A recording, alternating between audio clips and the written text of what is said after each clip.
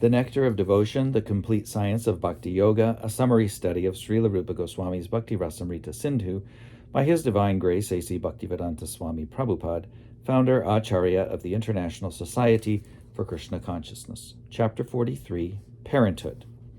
And this chapter comprises the fourth wave of the western side, the fourth wave being called Vatsala Bhakti Ras, or Parenthood, and the western side being called Mukhya Bhakti Ras, primary loving relationships.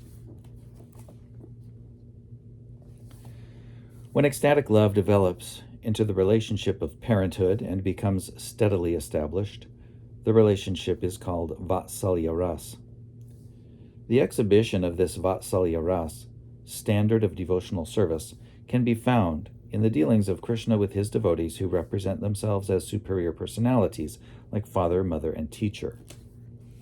Learned scholars have described the impetuses for parental love for Krishna existing in the elderly personalities who are in relation with him as follows, quote, "The Supreme Personality of Godhead, whose bodily complexion is just like a bluish new-grown lotus flower, whose body is very delicate, and whose lotus eyes are surrounded by scattered hair as black as bees, was walking on the streets of Vrindavan when Mother Yashoda, the beloved wife of Nanda Maharaj, saw him.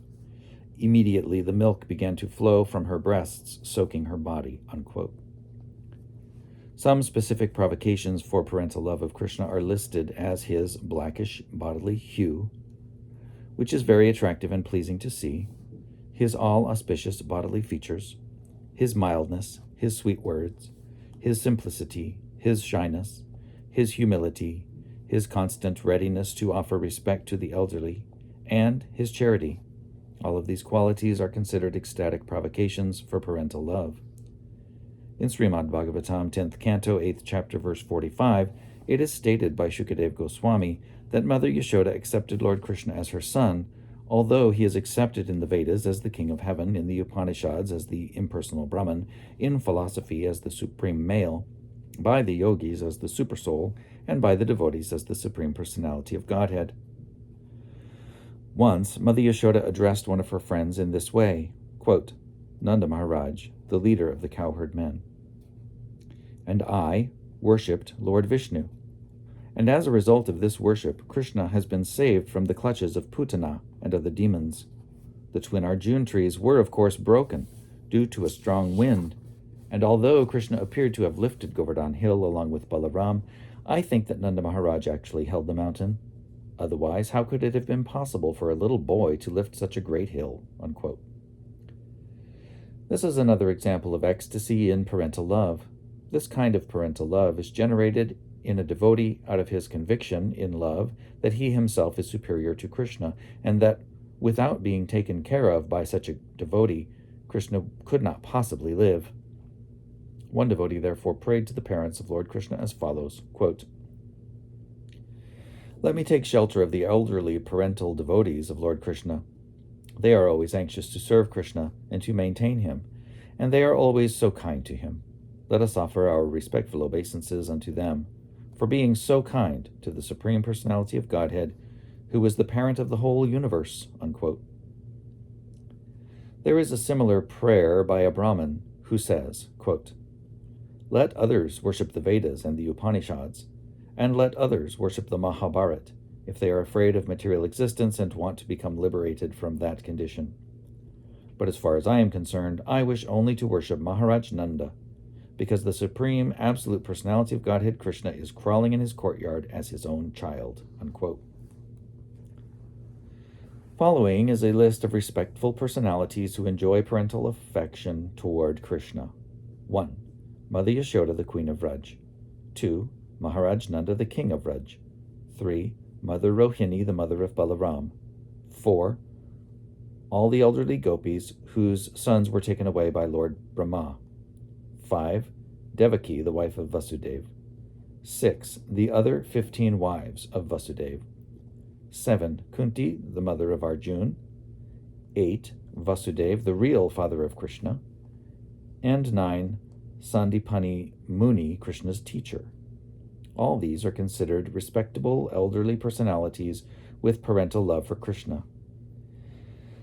This list is in order of superior importance, and thus we can see that Mother Yashoda and Maharaj Nanda are considered to be the supermost of all elderly personalities. In Srimad Bhagavatam, 10th Canto, 9th Chapter, Verse 3, Shukadeva Goswami gives Maharaj Parikshit a description of the form and beauty of Mother Yashoda. He says, quote, "My dear king, the wide hips of Mother Yashoda were surrounded by silk and linen clothes, and her breasts were flowing with milk because of her affection. When she was churning butter and tightly holding the rope, the bangles on her hands and the earrings on her ears were moving, and from the nice decoration in her hair, the flowers were slackening and falling down. Due to her excessive labor, there were drops of perspiration on her face." Unquote.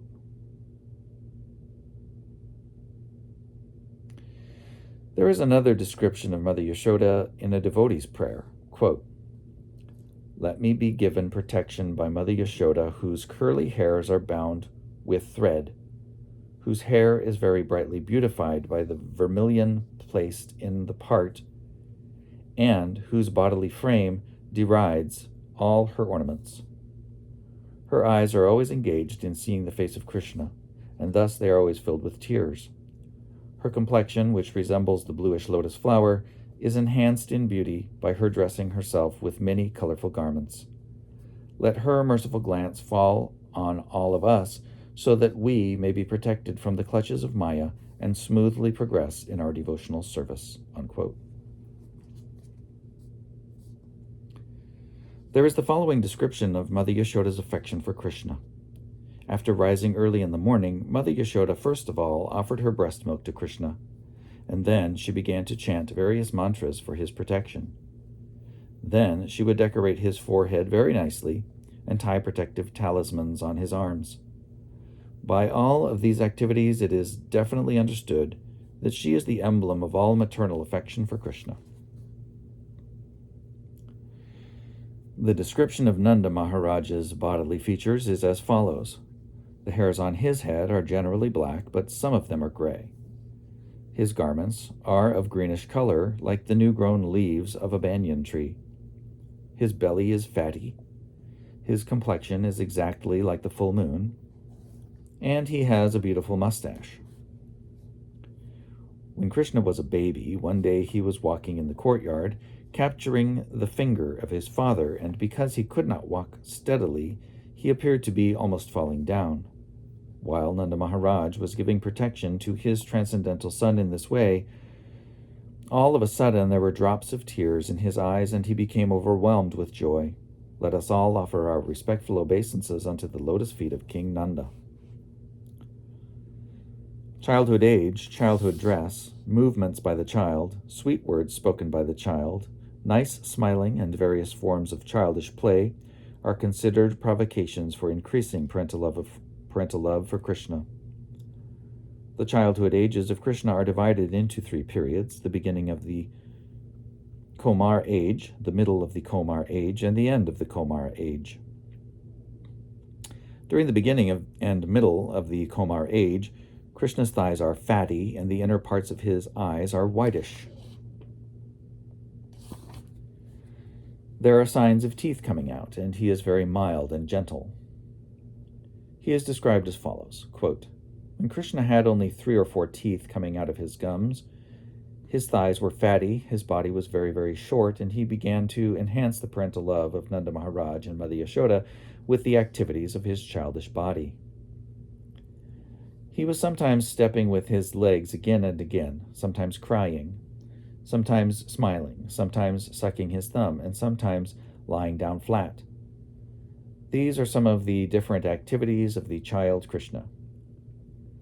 When Krishna was lying down flat, sometimes sucking the toes of his feet, sometimes throwing his legs upward, sometimes crying, and sometimes smiling, Mother Yashoda, seeing her son in such pastimes, did not show any sign of restricting him, but rather began to watch her child with eagerness, enjoying these childhood pastimes." Unquote. In the beginning of Krishna's Komara age, The nails of tigers were set in a golden necklace about his neck. There was protective tilak on his forehead, black mascara around his eyes, and silk thread around his waist. These are the descriptions of Krishna's dress at the beginning of the Kumara age.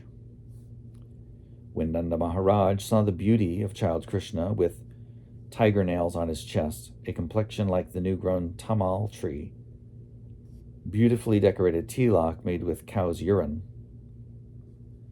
arm decorations of nice silk thread, and silk clothes tied around his waist. When Nanda Maharaj saw his child like this, he never became satiated by the child's beauty. In the middle Kumara age, the upper portion of Krishna's hair falls around his eyes. Sometimes he is covered with cloth around the lower part of his body, and sometimes he is completely naked. Sometimes he tries to walk, taking step by step, and sometimes he talks very sweetly in broken language. These are some of the symptoms of his middle Kumar age. He is thus described when Mother Yashoda once saw him in his middle Kumar age. His scattered hairs were touching his eyebrows, and his eyes were restless, but he could not express his feelings with proper words. Still, when he was talking, his talk was so nice and sweet to hear. When Mother Yashoda looked at his little ears and saw him naked, trying to run very quickly with his little legs, she was merged into the ocean of nectar. Krishna's ornaments at this age are a pearl hanging from the septum of his nose, butter on his lotus-like palms, and some small bells hanging from his waist. It is stated that when Mother Yashoda saw that the child was moving, ringing the bells on his waist, smiling at her with a pearl between his nostrils, and with butter on his hands, she became wonderfully pleased to see her little child in that fashion.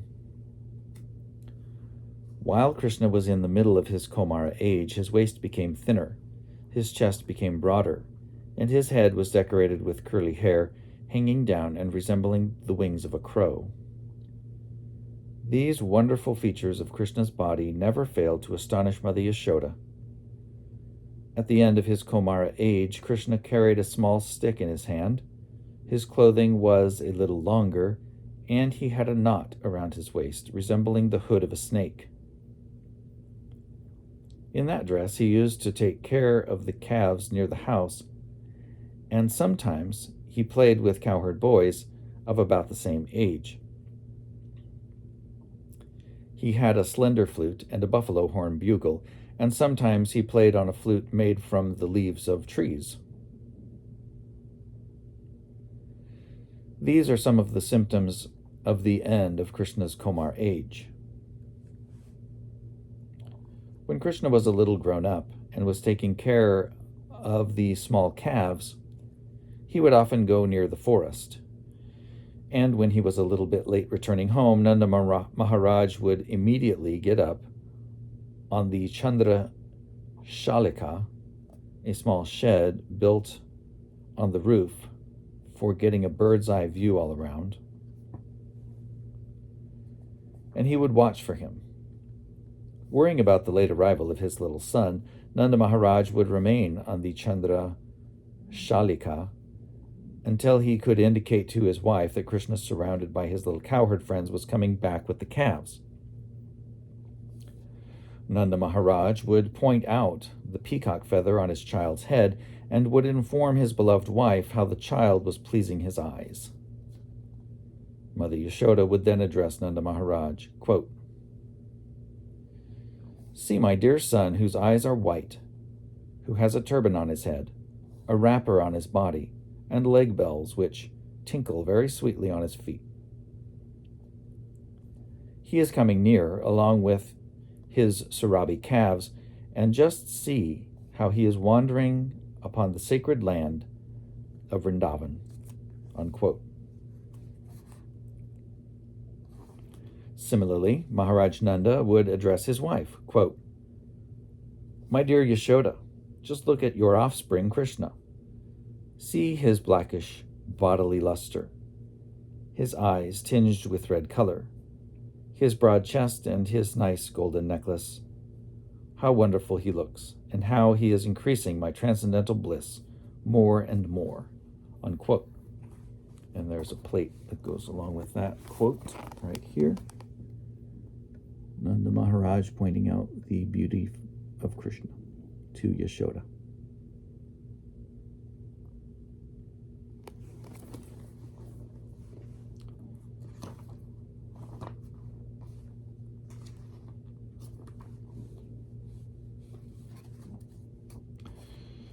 When Krishna, the beloved son of Nanda Maharaj, steps into his Kaishore age, although he becomes more beautiful, his parents still consider him to be in the Poganda age, even though he is between the ages of 10 and 15. When Krishna is in his Poganda age, some of his servants also accept him as being in the Kaishore age. When Krishna performs his childish pastimes, his general practice is to break the milk and yogurt pots, throw the yogurt in the courtyard, and steal the cream from the milk. Sometimes he breaks the churning rod, and sometimes he throws butter on the fire. In this way, he increases the transcendental pleasure of his mother Yashoda.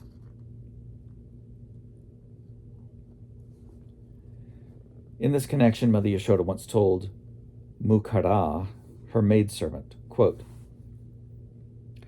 "Just look at Krishna looking stealthily toward all sides and slowly stepping forward from the bushes.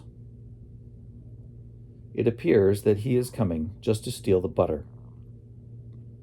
Don't expose yourself, or he may understand that we are looking toward him. I want to enjoy the sight of his eyebrows moving in this cunning way, and I want to see his fearful eyes and beautiful face," unquote.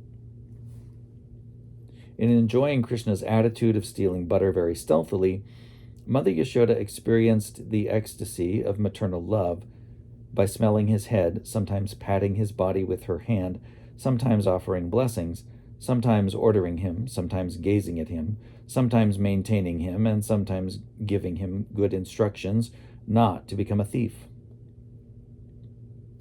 Such activities are in maternal ecstatic love. An important point to be observed in this connection is that the childish propensity of stealing is there even in the Supreme Personality of Godhead, and therefore this propensity is not artificial. However, in the spiritual relationship, there is no inebriety to this stealing propensity, as there is in the material world.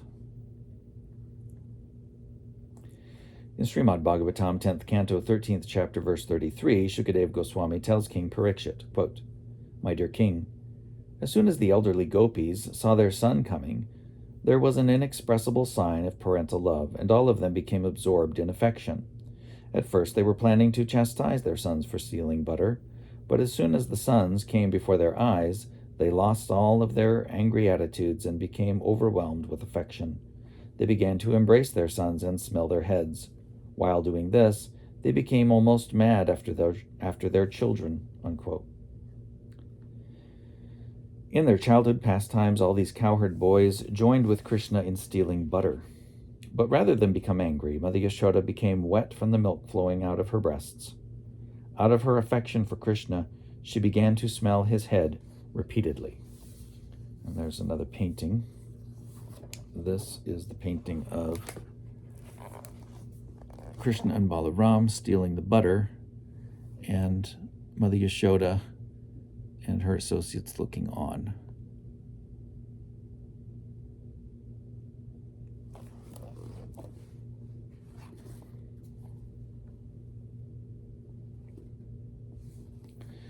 The general activities of all the mothers of the cowherd boys were to kiss them, to embrace them, to call them by their names, and sometimes to chastise them mildly for their stealing habits. These manifestations of parental love are called sattvika ecstasy, wherein manifestations of 8 kinds of ecstatic symptoms are visible in full. In Srimad Bhagavatam, 10th Canto, 13th chapter, verse 22, Shukadeva Goswami tells King Parikshit, quote, All the mothers of the cowherd boys were illusioned by the covering influence of the Yogamaya potency of the personality of Godhead, and as soon as they heard the flute playing of their boys, they immediately stood up and mentally embraced their sons, who had been created by the direct internal potency of Krishna. Accepting them as their born sons, they lifted them into their arms and began to embrace them, resting the children's bodies upon their own. The emotions created by this incident were sweeter than nectar turned into a palatable intoxicant, and the milk flowing out of their breasts was immediately drunk up by the children." Unquote. In the Lalita Madhava, compiled by Rupa Goswami, Krishna is addressed as follows, quote, "My dear Krishna, when you are engaged in herding the animals, the dust caused by the hooves of the calves and cows covers your nice face and artistic tilak, and you appear very dusty. But when you return home, the milk flowing out of the breasts of your mother washes your face of its dust covering, and you appear to be purified by this milk, just as when the deity is washed during the performance of the Abhishek ceremony." Unquote. It is the custom in the temples of deities that if there have been some impure activities, the deity has to be washed with milk. Krishna is the Supreme Personality of Godhead, and he was washed by the milk from the breast of Mother Yashoda, which purified him from the dust covering. Sometimes there are examples of Mother Yashoda's becoming stunned in ecstasy. This was exhibited when she saw her son lifting Govardhan Hill. When Krishna was standing raising the hill, Mother Yashoda hesitated to embrace him and became stunned. The dangerous position that Krishna had accepted by lifting the hill brought tears to her eyes.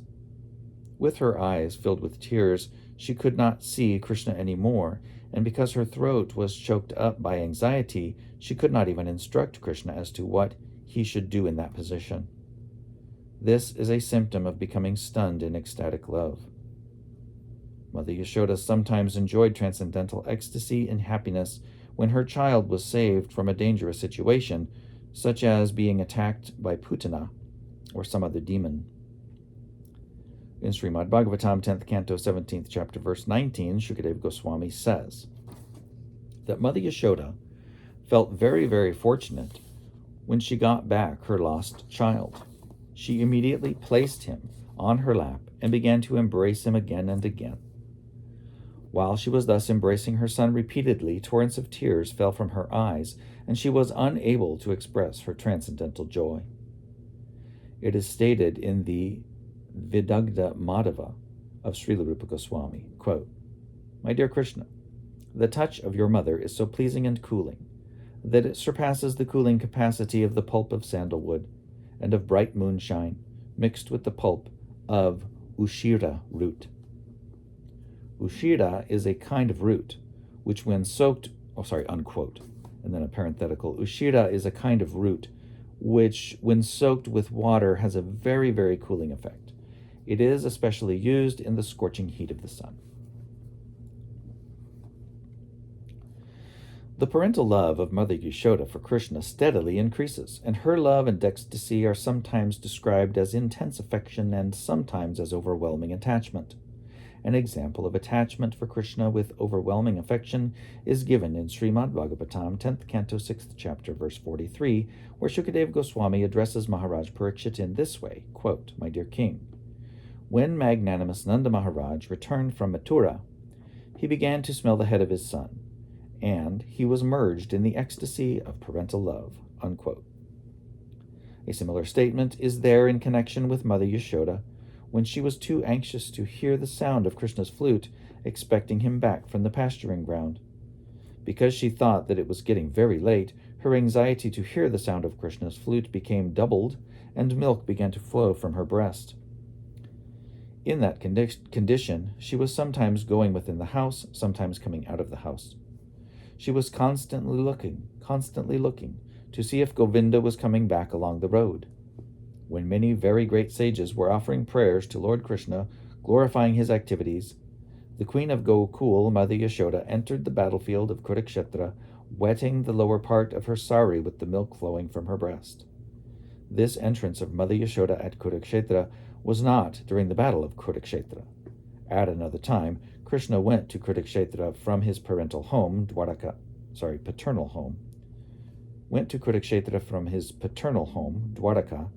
during a solar eclipse, and at that time the residents of Vrindavan also went to see him there. When Krishna arrived at Kurukshetra on pilgrimage, all the people assembled there began to say that Krishna, the son of Devaki, had arrived. At that time, Devaki, just like an affectionate mother, began to pat Krishna's face. And again, when people cried that Krishna, the son of Vasudeva, had come, both King Nanda and Mother Yashoda became overwhelmed with affection and expressed their great pleasure. When Mother Yashoda, the queen of Gokul, was going to see her son Krishna at Kurukshetra, one of her friends addressed her thus, quote, "My dear queen, the milk flowing out of your breast mountain has already whitened the river Ganges, and the tears from your eyes, mixed with black mascara, have already blackened the color of the Jamuna. And as you are standing just between the two rivers, I think that there is no need for your anxiety to see your son's face. Your paternal affection has already been exhibited to him by these two rivers," unquote. The same friend of Mother Yashoda addressed Krishna as follows, quote, "My dear Mukunda, if Mother Yashoda, the queen of Gokul, is forced to stand on fire but is allowed to see your lotus face, then this fire will appear to her like the Himalaya mountains full of ice. In the same way, if she is allowed to stay in the ocean of nectar but is not allowed to see the lotus face of your grace, then even this ocean of nectar will appear to her like an ocean of arsenic poison," unquote.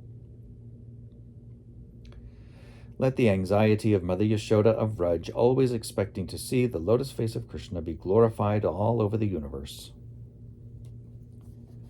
A similar statement was given by Kunti Devi to Akrura, quote, "My dear brother Akrura, my nephew Mukunda is long absent from us. Will you kindly tell him that his aunt Kunti is sitting among the enemy and would like to know when she will be able to see his lotus face again," unquote. In Srimad Bhagavatam, 10th Canto, 46th chapter, verse 28, there is this statement, quote, "When Uddhava was present at Vrindavan and was narrating the activities of Krishna in Dwarka, Mother Yashoda, while hearing this narration, began to pour milk from her breasts and shed tears from her eyes," unquote. Another incident demonstrating Yashoda's extreme love for Krishna occurred when Krishna went to Mathura, the kingdom of Kamsa. In separation from Krishna, Mother Yashoda was looking at Krishna's makeup utensils, and she fell down on the ground almost unconscious with a great sound. When she was rolling over on the ground, there were many scratches on her body, and in that piteous condition, she began to cry, quote, "Oh, my dear son, unquote."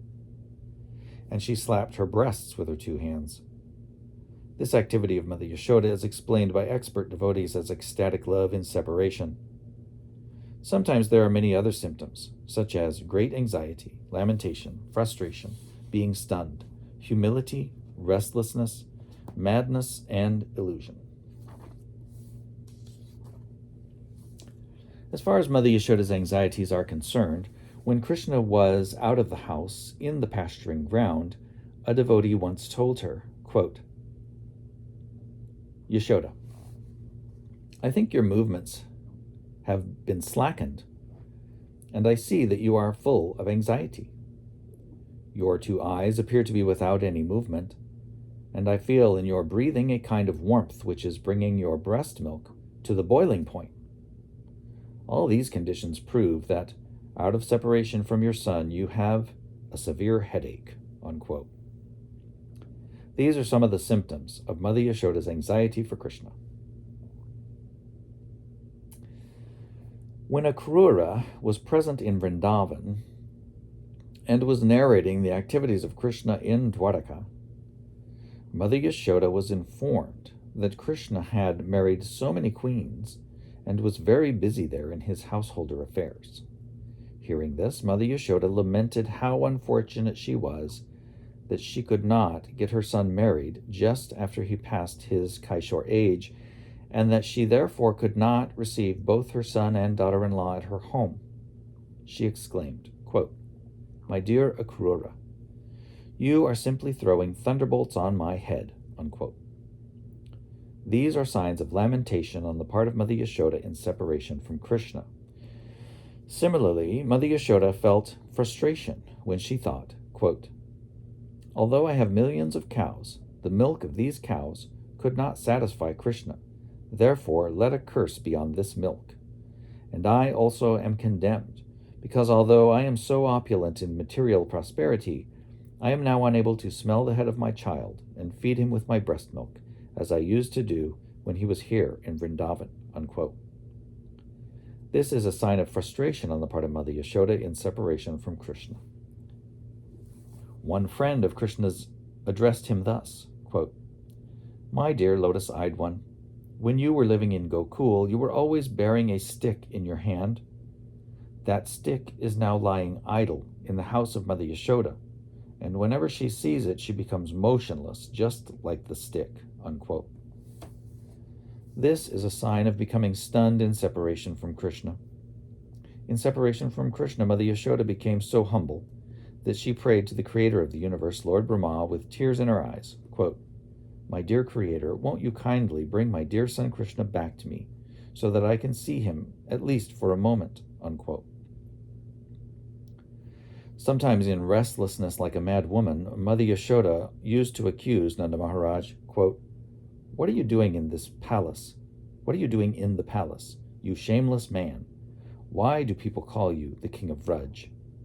It is very astonishing that while being separated from your dear son Krishna, you are still living within Vrindavan as a hard-hearted father," unquote. Someone informed Krishna about the madness of Mother Yashoda in the following words, quote, "In madness, Mother Yashoda has addressed the Kadamba trees and inquired from them, 'Where is my son?' Similarly, she has addressed the birds and the drones and inquired from them whether Krishna has passed before them, and she has inquired if they can say anything about you. In this way, Mother Yashoda, in illusion, was asking everybody about you, and she has been wandering all over Vrindavan," unquote. This is madness in separation from Krishna. When Nanda Maharaj was accused by Mother Yashoda of being hard-hearted, he replied, quote, "My dear Yashoda, why are you becoming so agitated? Kindly look more carefully. Just see, your son Krishna is standing before you. Don't become a madwoman like this. Please keep my home peaceful," unquote. And Krishna was informed by some friend that his father Nanda was also in illusion in this way, in separation from him. When all the wives of Vasudeva were present in the arena of Kamsa, they saw the most pleasing bodily features of Krishna, and immediately out of paternal affection milk began to flow from their breasts, and the lower parts of their saris became wet. This symptom of ecstatic love is an example of the result of fulfillment of desire. In the first canto of Srimad Bhagavatam, 11th chapter, verse 29, it is stated, quote, "When Krishna entered Dwaraka after finishing the battle of Kurukshetra, he first of all saw his mother and all his different stepmothers, and offered his respectful obeisances unto their feet. The mothers immediately took Krishna upon their laps, and because of their parental affection, there was milk flowing out of their breasts. So their breast milk, mixed with the water of tears, became the first offering to Krishna," unquote. This is one of the examples of being satisfied after a great separation. There is a similar statement in the Lalita Madhava, quote, "How wonderful it is that Yashoda, the wife of King Nanda, out of her parental affection for Krishna, mixed her tears and the milk from her breasts, and thus bathed her dear son Krishna," unquote. In the Vidagdha Madhava, a devotee addresses Lord Krishna as follows, quote, "My dear Mukunda, just after seeing your face, which was full with the scent of the lotus flower, Mother Yashoda, being attracted by the moonlight of your face, became so overjoyed in her affection that immediately from the nipples of her waterpot-like breasts milk began to flow." Unquote. She was thus constantly engaged in supplying milk to Krishna after wetting the covering cloth over the jug. These are some of the signs of parental love for Krishna by his mother, his father, and elderly persons. Symptoms of ecstatic love and parental affection are expressed when Krishna is accepted as the son. These constant transcendental emotions for Krishna are called steady ecstasy in parental love. Srila Rupa Goswami states herein that according to some learned scholars, the three kinds of transcendental mellow so far described, namely servitude, fraternity, and parental affection, are sometimes mixed. For example, the fraternal feelings of Balaram are mixed with servitude and parental affection. Similarly, King Yudhishthir's attraction for Krishna is also mixed with parental affection and servitude. Similarly, the transcendental mellow of Ugrasen, Krishna's grandfather, is mixed with servitude and parental affection. The affection of all the elderly gopis in Vrindavan is a mixture of parental love, servitude, and fraternity. The affection of the sons of Madri, Nakul and Sahadev, as well as the affection of the sage Narada, is a mixture of friendship and servitude. The affection of Lord Shiva, Garuda, and Uddhava is a mixture of servitude and fraternity.